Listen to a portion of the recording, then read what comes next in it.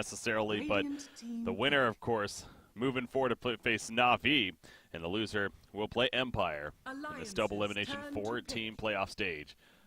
One team going to the $100,000 Summit 7 land. We got the draft well underway as I'm Breaking CPK, joined by Z-Rock once again. And interesting starts. We got an IO Clockwork on the side of Alliance. LC Phoenix into Lifestealer now for Mouz. Yeah, I don't want to say, like, I hope Mouz took a minute and reset a little bit. They've snap-picked everything in this draft so far. There's been no hesitation. They've known what they wanted to pick. And whether that's the sign of a coherent plan they want to run or a certain set piece, that's fine. But hopefully that's the motivation behind it. Alliance's draft, though, very interesting.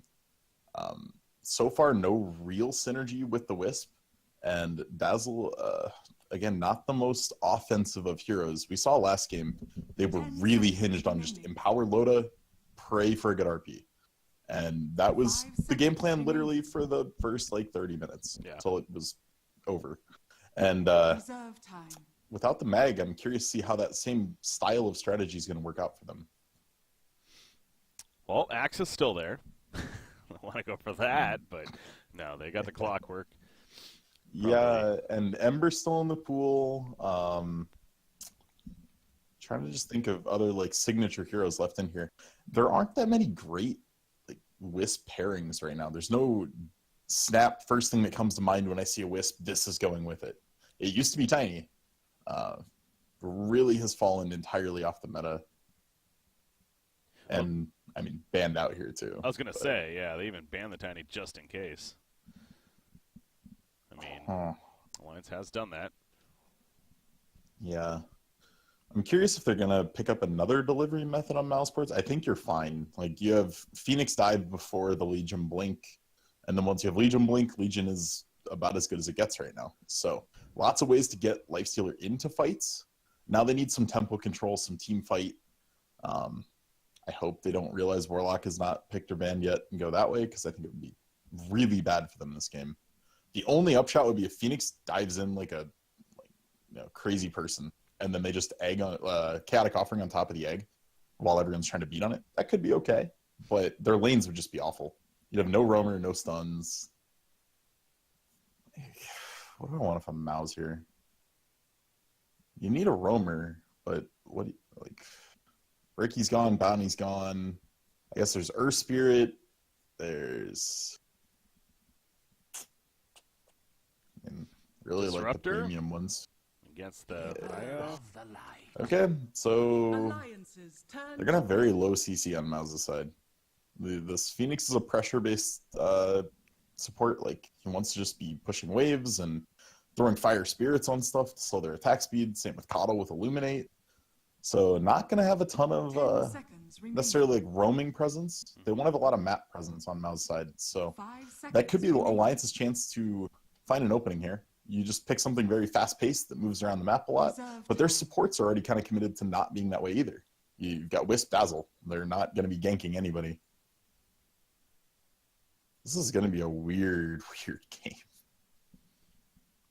Well, it's game 3, and it's been an entertaining series so far, so we don't expect anything less. At least Alliance can run the Clockwork around.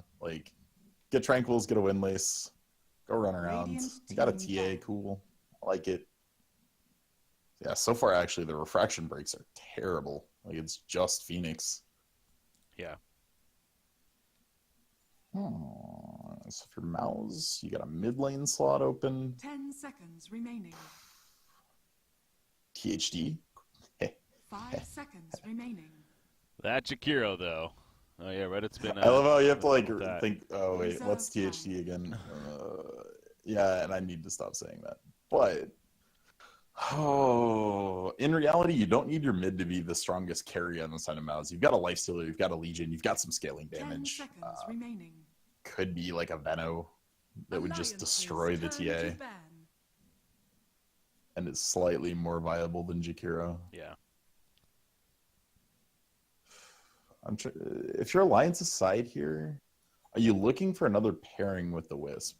Or is just TA enough? Did you just want Wisp to have Wisp? That's always the question. 5 seconds remaining. It's so that with the dazzle, that's like Yeah, so they defensive. could be looking PA again. Still pretty good into this lineup. Coddle's blinding light is a huge problem for PA, but other than that, not the hardest game for one. Like, Slark is okay. I don't want to see Juggernaut here. I don't think it's good. Well, they're thinking about their final ban. Obviously, Troll was taken away from Mouse. Could have been an option there for sure. I mean, Ursa's always one that comes to mind whenever I see a Wisp as well. Could be. Very good at killing the Phoenix Egg. Not bad at manning up into the Life Stealer. Risky to duel, because if he presses R before the duel, it's just a disaster. If he gets the Enrage off and has the damage reduction, doing extra damage. And it's going to be hard for Legion to find dual wins this game. Between Shallow Grave and Relocate, it's going to be a nightmare. What about like a Clinks? Like more of a... I was wondering that for Alliance here, yeah. I just don't know if it does enough. Clinks is so one-dimensional, and generally you want him in a situation where you're going to be shoving towers early. And I don't feel like Alliance's draft is very well suited for that. 10 seconds remaining. You don't have enough stuns to really like take team fights. So if Mouz wants to fight you at a tower, it's going to be really hard to not just back up and give it up. Like, oh, we can't fight, run away. I could go like him. He's actually still on the board. It could. I mean, actually, the more I think about it, Clinks wouldn't be terrible if you can get to the mid game. Because I don't see a pick that fixes the team fight problem here for Alliance. Their team fight is so much worse than Mouse's. Yeah. Is there a one position that really exactly kind of fixes that? So, like, the fact that they went double really defensive supports is what's making me... Actually, I really like Sven here. I really like Sven. Okay, that's not quite Sven, but it's close. Jeez. Mouse had an idea.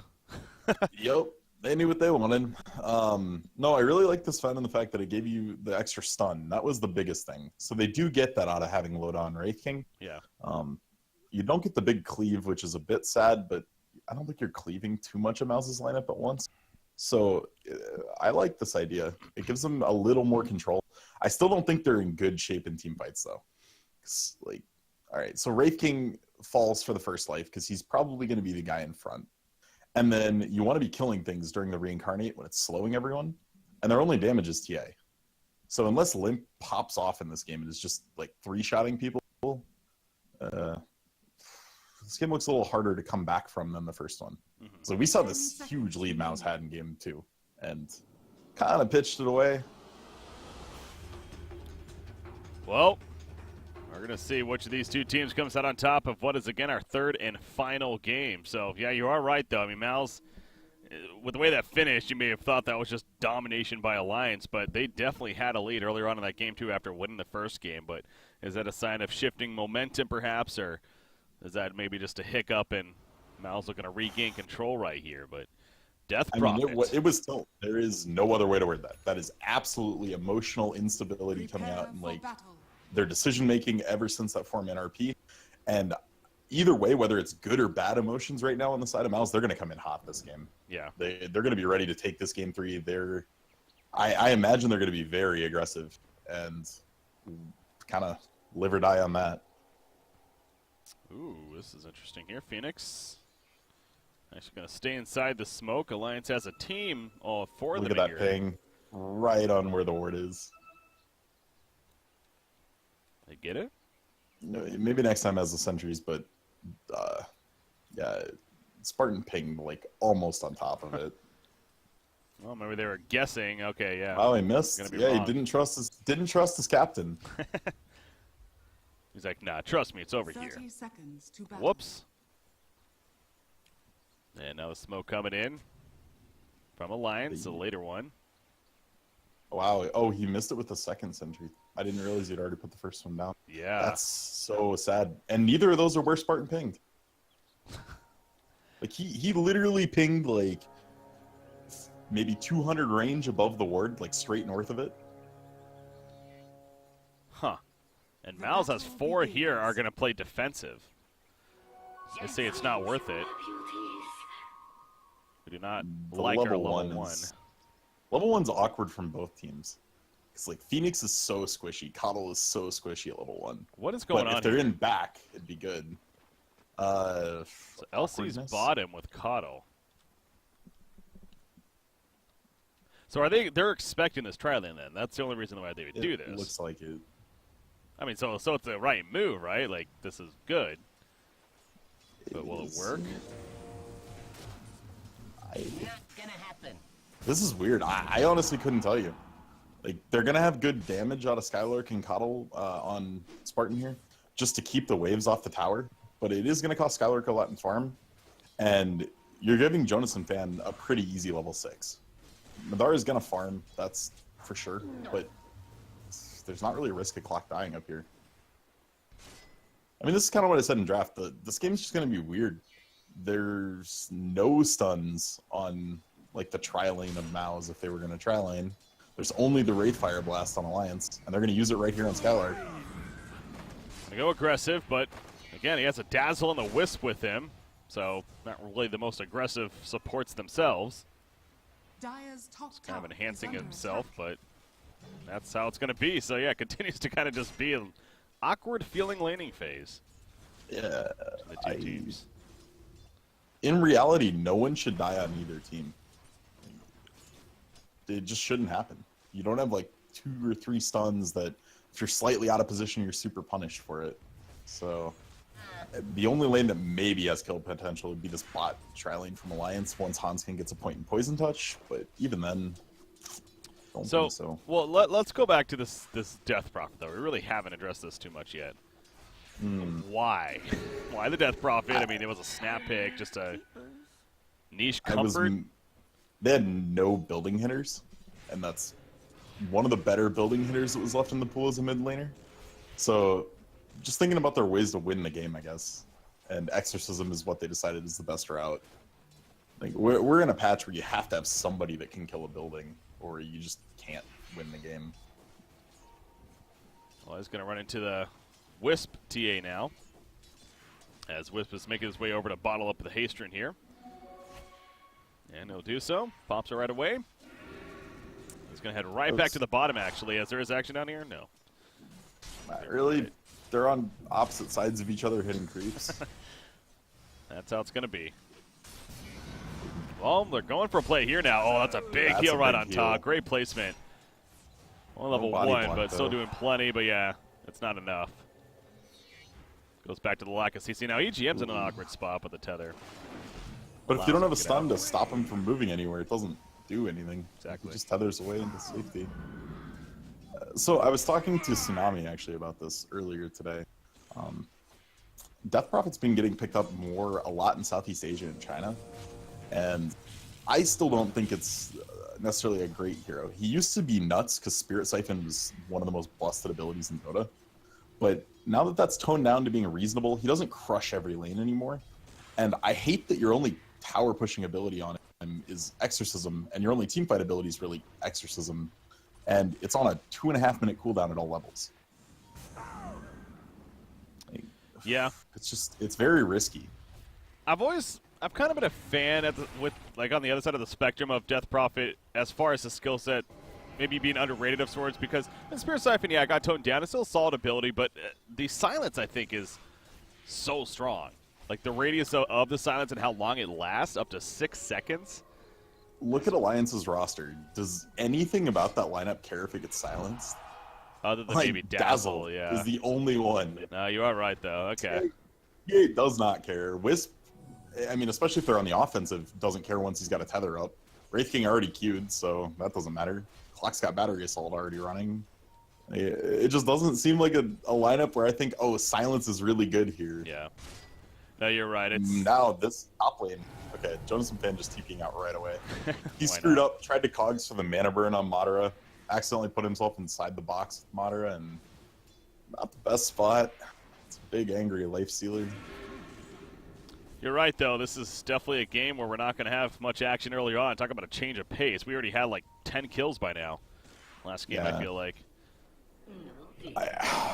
I know Mouz wants to be to be going. They're going early phase boots on this Lifestealer, but just don't have the tools. Without stuns, it's so hard to find early game fights. Well, Loda, he's having free farm himself, 29 and 10 down here. I was wondering if we're going to maybe see something like a Hannah Midas on Loda early on, but he's got at least the power treads right now. Yeah, I wouldn't have been. I still won't be surprised to see him Midas. I think it'll be like Midas Radiance point. Yeah. Maybe Midas Radiance. I've seen the Sun Ray, just how slow it moves, and Jonas Fan just kind of going left and right with it. Trying to avoid it. Trying to avoid that burn there. Death Prophet's currently back at base, but TPing back into the middle. And he's good to go again. So TA making a little bit of room there, and actually more so getting further ahead even. God, yeah, he is dominating this middle matchup, actually. Mm-hmm. And I haven't, like, I don't know if Thug's not super comfortable with this or what, but just run up in Spirit Siphon every time Limp has Refraction on. Yeah. You shred the charges. It's a nice way to keep yourself sustained. You're still going to be down a little in CS, but shouldn't have ever had to go back to Fountain to heal. It's finally a kill, by the way. He already burned his Shrine. Skylark bottom lane. Oh, he's cutting through the trees. He's still going. He's so dead. Line of sight. There we go. Wraithfire Blast now connects, and there we go. Jeez. First blood. Took a while, but we get it. 3 Wraithfire Blasts later, they finally get a kill.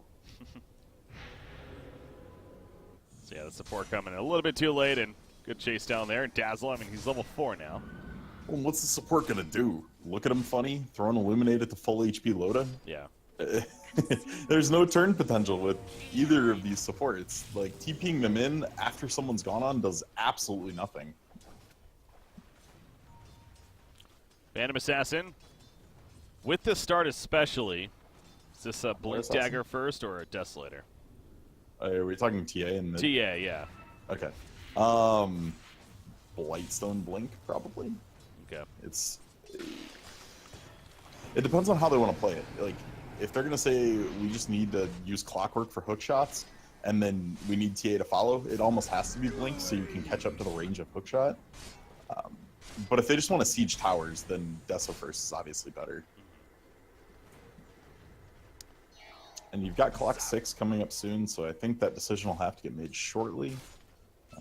Curious to see where the first hookshot goes, because that's kind of the first kill potential for Alliance outside of that mistake in the bot lane.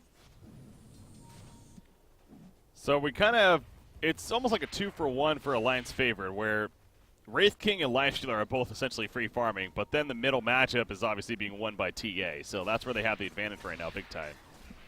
With how well he's doing compared to the Death Prophet.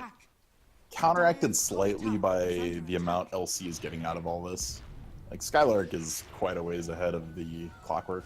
So. Maybe next time. You see his life right there. That was 2 hits from full. From the TA. Legion Commander, meanwhile, he's caught in the cogs and the battery assault. This is going to be another kill. Jonas Man runs him down. Now he's like, hey, Spartan, you're still here too. Might as well get you killed. That was a misplay by Spartan, man. There was no reason for it to be that close. Absolutely. And, I mean, that's what they needed on Alliance's side. You got hookshot up, you got some kills. That's their entire initiation, really. And very, very good use of it. So it seems like a little bit of hangover from the last game. We're Mousesports and Alliance, again, capitalizing. You see the rotations coming out on their part. Clockwork to the bottom lane now. Wraith King to the top. He does have the reincarnate, worst case. Yep, Midas in the quick buy now. Alright, so Wraith King is one of the heroes that got hurt when they changed to the talent system and made it so you don't get attribute points anymore. Because a lot of Wraith Kings would just leave Wraithfire Blast at level 1.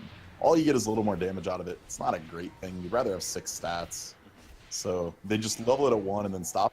But now that you don't have the choice but to put points in your skills, everyone's kind of reevaluating. Like, oh, is the early damage worth it since I'm going to have to take it anyway from 11 to, or, well, now 13 to whatever, 17. So, yeah, it's curious to see people putting in 2 points, 3 points, and then stopping. And it's always interesting to watch what players decide to do. Yeah. Oh, what do Wraith King's talents do? I haven't seen one yet, I don't think, at all in 7.0. Jonas doesn't have a TP currently this time, and we've seen him do it before, but the hook shot back to the creep wave will allow him to get away. I was wondering why he just wasn't TPing like he has before. Happened to not have it in that case, but again, he still gets away. So he's fine there. You go back to Wraith King, though. You mentioned the talent you're trees. fine. Yeah, I'm just always curious to see what some of these lesser picked heroes are. At level 10, I would imagine it's going to be damage. The 15's a toss-up. Great Fire Blast, maybe. Oh, wow. They get the kill on the Phoenix, by the way, as Clockwork got pretty low, but Wisp joining the party and TA hasted on over. It's a 0 armor Phoenix. You can't even be in Limp's general vicinity or you're going to die. Right now he's doing pure damage to you with Refraction up, that's 200 to hit. So 4 autos kills you from full. Top lane, duel on a Wraith King. And he has Reincarnate, Shallow Grave nearby as well from Hanskin. Nice blinding light push for it, though, out of range. And they will secure that kill. Pop the Reincarnate. But Wraith King pops back up. Hanskin, he can't really get the position to help him out here, so well played by Coddle initially. Can they finish off load in the end, though? He ports back to the tower. The Crypt Storm's not enough damage. He applies a Shallow Grave just in case. And Loda's just going to keep on running. Hanskin like, take me instead. Overwhelming odds hits, though. Gets the kill to Loda.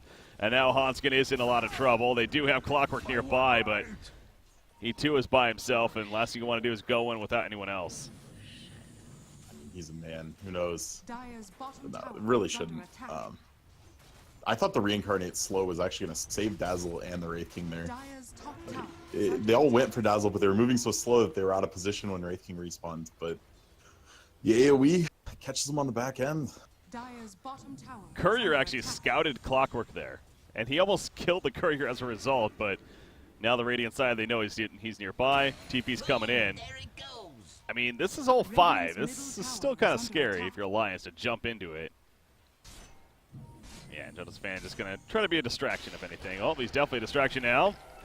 He got what he wanted. We're going to go on in. There's a relocate in the backline, though, with TA. And the Wisp Exorcism has been popped, though. Wraith Fire Blast to lock down the Legion Commander. They want him dead, damn it. They do kill the Wisp, but so does LC go down. So 1-for-1 trade. Say an eye for an eye right there. Limp. Focusing on Madara now, trying to keep out of range of that Exorcism. That's up from Thug once again. Still got a fair amount of duration left on that, I'm sure. A little under half left. Dazzle. He's going to pop the Shallow Grave. Might as well stand his ground at that point. Limp still nearby. Madara has to be careful, although he has the armlet toggle still. To be able to use Siphon onto Limp. No Shallow Grave now from Hanskin. And Limp has to keep on running. Meanwhile, Phoenix gets picked off by Loda in the backlines. And now Loda's here and takes out Lifestealer. And now Thug, the Exorcism is off, and he will go down too. Yeah, it seems like they were overstaying the welcome quite a bit. They got what they wanted and stuck around way too long. Exorcism was up for a while in that, and it kept Alliance back, but as soon as the Exorcism was done, Alliance just pounced. That was 3 kills off the back of Exorcism completing. Exactly what they needed at this point. Radiant structures are fortified. And Loda's got the Midas rolling now. Yeah, another 1,000 gold almost saved up. Templar Assassin obviously went that Blink Dagger first. The Blightstone Blink Dagger's mentioned. And now the Desolator coming, and a nice little stack for him to do here as well to help get towards that. So Mouz making a point to play aggressive at the top lane again. Madara, he's working on his own Desolator, but that's going to be a little ways off now. Man, I hope we see level 25 in this game, because Wraith King's 25 talent at 20% aura lifesteal. If him and TA are big enough and Legion tries to duel one of them, no one should die. Like, they should lifesteal so much. Dire's top tower is under attack. Now, there is, actually, with that interaction, unless we have a fight breakout, we very likely may. Jonas Fanny's looking for the hookshot target. Who does he want to get? If anybody, he'll get the LC. That's a good target. First, the attack comes out, but they're going to catch LC very possibly. No, he's actually going to be able to escape out. In fact, Madara and Lifestealer going back in. Phoenix, Icarus dive. See Multi in the background with the Supernova, but Loda, Shallow Graves applied. He's still running, though. He's having some trouble. A good kite coming out here from Thug. Using that Spirit Siphon, the Crypt Storm, not enough damage. So with that tether, keeps him alive. TA going backwards as well. Loda still going back into the trees here, just simply retreating this whole time. This is deja vu, man. This is kind of what happened before. And now Alliance is pushing out at Mousesports. Yeah, Phoenix gets picked. Lifestealer, he's in trouble. Oh, the armlet toggles again to keep him alive. But as you mentioned, they did not have Exorcism that fight, which was kind of key. It came up on the very back end of it, and they were definitely unhealthy. But they're going to look to re-engage if Alliance stays. The scan should let them know they're at the shrine. Alliance should take their retreat. Be happy they found one. EGM came up huge in that fight, though. Stayed out of all the AoE damage, was tethering people and just earning himself. He had a whole bunch of earn charges saved up, and basically full healed the Wraith King and about half a heal on TA in that duration of that fight. Yeah, it was something. I mean, Mousesports was doing a lot of damage in that fight, but Alliance obviously was sustaining and staying alive, and goes back to both IO and Dazzle and how they pick these very defensive supports. But that means that if you're Mouz, you got to keep that in mind as you're trying to really push into a fight. That kind of goes back to the earlier one where they committed way too deep because they kept saying, oh my god, they're so low, we need to get these kills, and all of a sudden you're being turned on. Yeah, that's why they want to be taking these fights at towers that are still standing. So if you're pushing Alliance back with that exorcism, you're doing something productive with that timer. Have the spirits hit buildings and get some extra tower pressure. When you're taking fights like that where the T1's already dead, you're not gaining anything out of your very, very long cooldown on Death Prophet. Well, there's an exorcism. They want to use this cooldown to take out Roshan, but obviously it's been spotted by Alliance. They're not going to give this up easy. Back there just charging in. Wraith King reincarnates ready. And if they'd stayed on that, it could have been really bad for Mouz. Clock has an Invis rune.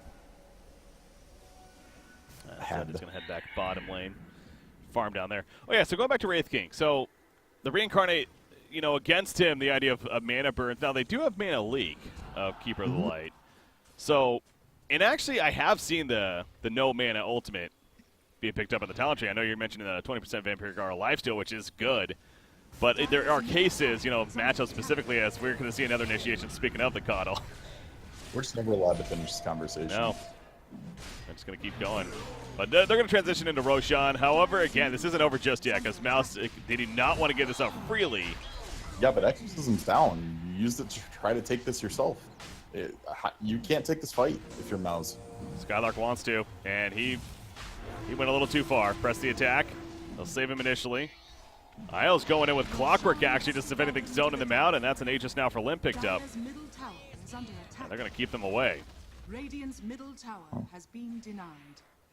Nice middle of the 9 tower, at least. But so, yeah, the point is, it's possible, but is Mana Leak really something that Wraith King is overly concerned about? I mean, it's obnoxious for sure, but you're better off just probably waiting until you have a BKB. And by then, I mean, you'll be BKB'd long before you'll have 25, so you can always just BKB off the Mana Leak. I don't think it's worth going the no mana cost for it. No one on the Mouse Squad side's going into Fusel. No one's going to go in Necrobook. So, yeah, I absolutely think Vamp are this game for sure. Do it with flair. Yeah, that's if we get to level 25, but true. He's level 12 right now, so that's a ways to go. But Limp, he's not having troubles. He's 16. He's way ahead of everyone. Yeah, his CS reflects that too. He's up like 47 CS, almost 50. Wow, yeah. He's up there and going to push the top tower by himself even, so with some more objectives. He's building his own BKB, speaking of that. And bottom lane, Mouz is setting up to push it with an Exorcism ready to go. Ghost Scepter, by the way, picked up by Death Prophet to go with the Yield Scepter. Just going to say that DP has a immunity item. Oh, Phoenix got found. Yeah. Oh. It's a Wraith Fire Blast right there. So yeah, very, as you said, immunity, the Yul's into the Ghost Scepter to allow the Exorcism to do damage while she's staying alive throughout. Is that, do you think they're good pickups then? Oh, I mean, you need it this game. All of the damage on Alliance is physical. The Shadow Wave from Dazzle, both of their cores. The only thing you have to worry about is Battery Assault. And, I love the pickup here. It's just a question of if it's enough. And I would not be surprised to see Limp go Diffusal himself after seeing that Ghost Scepter picked up. Yeah. I just gotta find a way to purge it. If you ever get DP, she can position herself so far ahead when she has a Ghost Scepter. Be the frontliner, and if you ever go on her, she just goes. So I definitely think he's gonna need one, and he's the only real person that can buy it on this team. Yeah, you're not really liking to.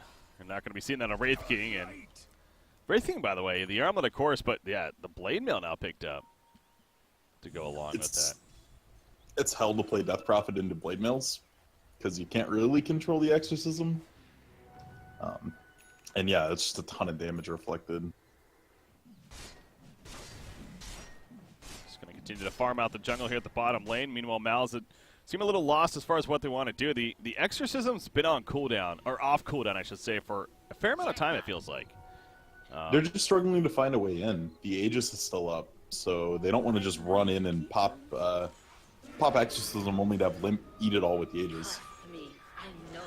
He does have an Arcane Rune active, and that's like a prime time to use it, of course, so might find something down here at the bottom lane, but initiation on LC. Infest Bomb is on top of it, but look at that. He blocks them in with a Cogs. And maybe next time actually does go down on the Phoenix in the back lines, but Wisp, he's going to end up falling too. Ended up going pretty deep right there, but now the chase is on. Loda, he's going further. Yules to prevent that Wraithfire blast, but will it be enough? The Blade Mail's up, and you just see Death Prophet ticking down. No doubt the Blade Mail doing plenty, and then Limp ends up finishing the job himself. Radiant's bottom And now the tower. Yeah, Alliance just in a commanding position. We're only 20 minutes in this game, and it's 12,000 net worth. Coddle at least going to delay it as he's pulling back the creep wave. Unfortunately, that means he's going to delay to his death, though. Yeah, I explicitly pointed out in draft, Limp needs to pop off in this game to make it proactive for Alliance. And if you look at the net worth, I mean, I think it's pretty safe to say that's exactly what he's doing.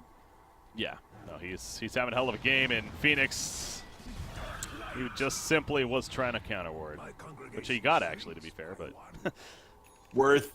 So worth it. Got that 100 gold. Dies in the process, though. And now back to that bottom tower. This time, no backdoor protection. They should be able to drop it pretty quickly. Clockwork's going to sit on this haste and finally pick it up, though. And TA's BKB, it's coming back up. Radiant's bottom He got tower left has in fallen. just 20 seconds. Probably not looking to push high ground. Yeah, it's going to be satisfied with a tier 2. I really Treat. don't want to see the Bloodthorn on Limp right now. I think the Fusel would be way better. Like, what are you Bloodthorning? You already two-shot the Coddle in Phoenix. That's a non-melded hit on Phoenix right there. Half-life, 1 hit. Ouch. Yeah, it's Phantom Assassin last game, now the Templar Assassin this game. Are they related? What's the lore? I heard Dota has great lore. That's not a me question. I That's couldn't even tell you like one of the character bios ever. It's a Sir Action Slacks question. Slacks? Yep. Slacks knows all of them. Gotta watch his videos. Anyways, they both do a lot of damage, I know that. And they have Assassins in their title, so. Could be surprised. Yes, they do.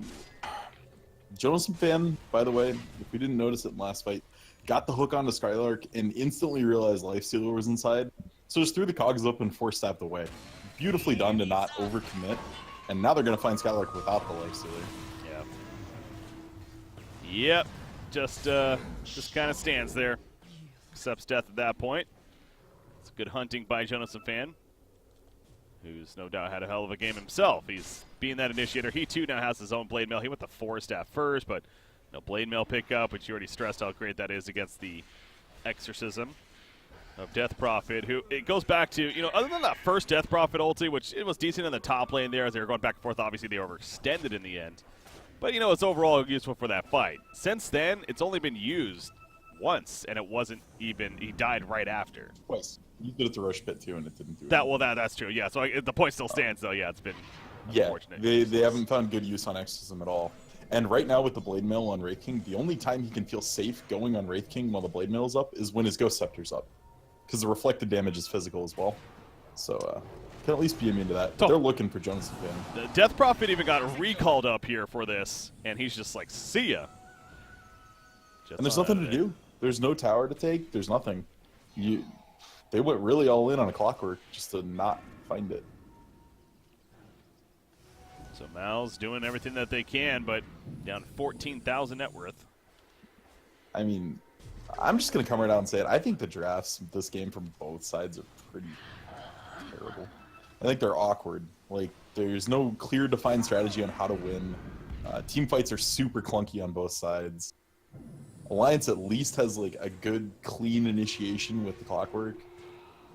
There's a recall in on Skylark. Speaking of that, they're going to catch the LC yet again. So initiation definitely is powerful for them.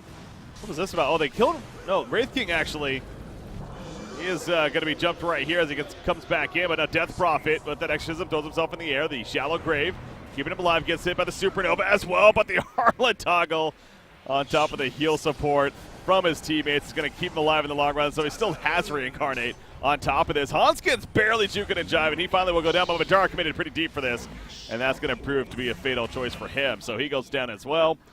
And Mouz once again in retreat. The trap connects.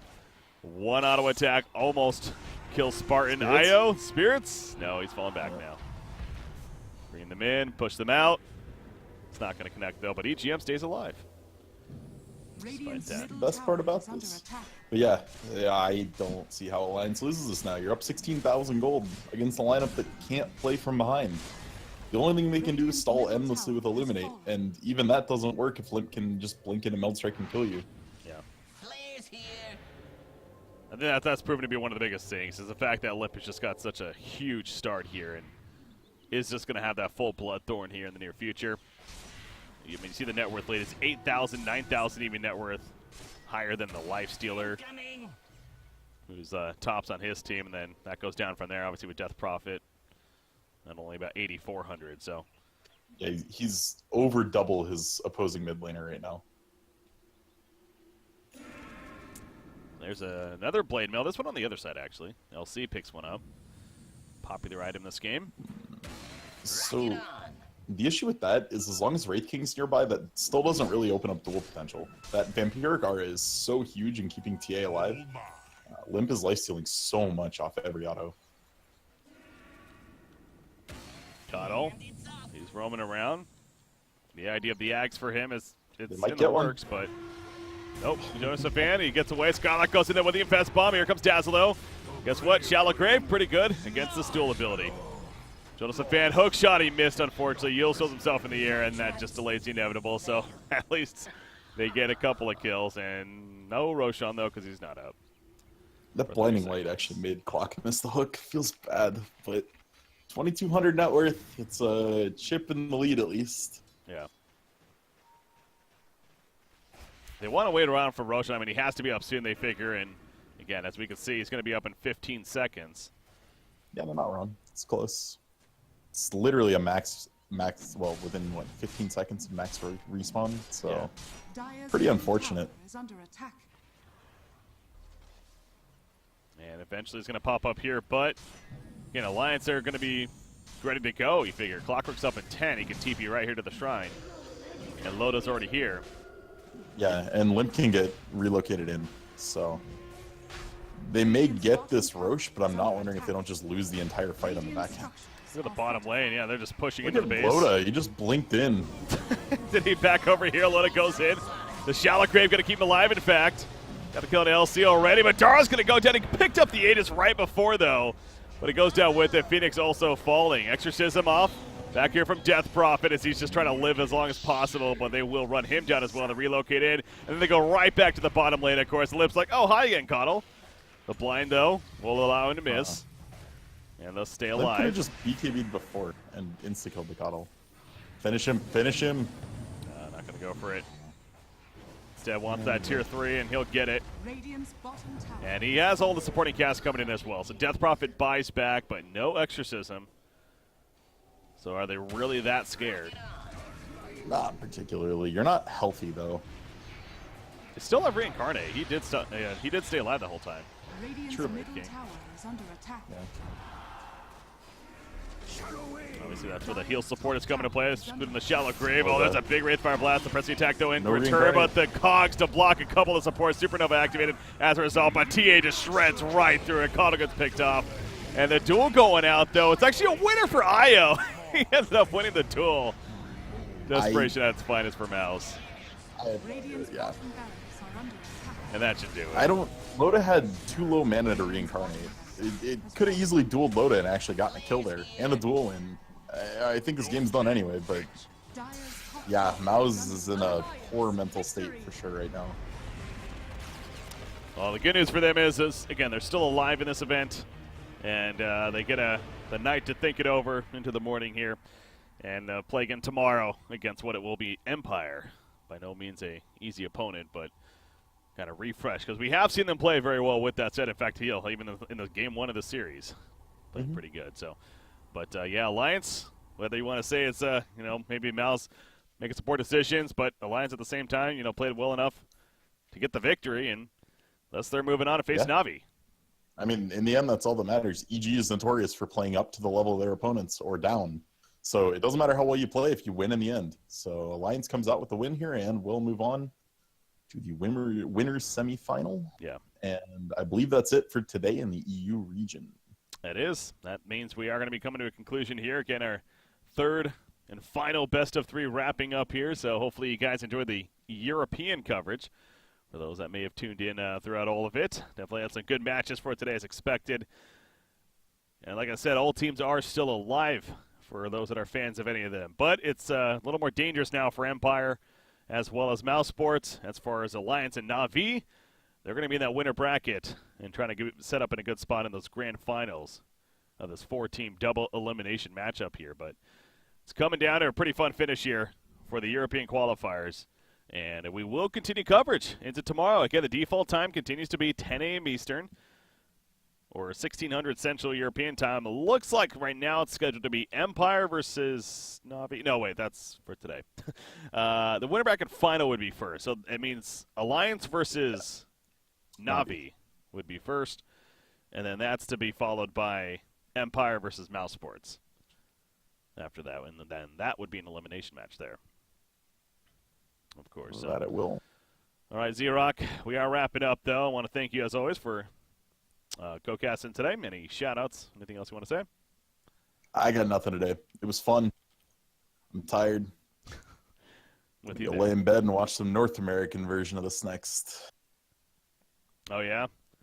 Got the Summit 7. Yeah, it's just been crazy. Like, Summit 7 alone is just constantly going. I know China just started here, too, and all these regions. Southeast Asia isn't even happening because that already took place. Yeah, that's still just so busy with how much is going on. But, yeah, you get the NA. Yeah, and I think NA started on BTS2 5 minutes ago. SG Thunderbirds. Perfect timing. Yeah, should be good. So we'll probably go ahead and host them, and I'll catch you all over there. All right, guys. Well, thanks again for tuning in. And we will be seeing you tomorrow as far as the European coverage. Looking to continuing with that. So, as always, guys, have a good night. I'll Break CBK, joined by Z-Rock here.